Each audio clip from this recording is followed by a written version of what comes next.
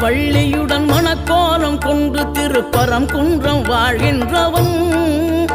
நீ தேவர்களை காத்திடவே வீரமுடன் வேலெடுத்து செந்தூரில் ஆழ்கின்றவன்.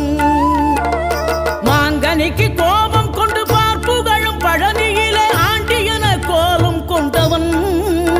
நீ தத்துவத்தின் சாரெடுத்து சுவாமி மலை எல்லையிலே தகப்பனுக்கு பாடம் சொன்னவன். காவல் என நின்று பெரும் சினம் தணிந்து தணிகையில கண் குளிர காட்சி தந்தவன். நீ பாங்குடனே கருள் தரவே பழமுதிரும் சோலையில பரஞ்சோதியாய் நின்றவன். பரஞ்சோதியாய்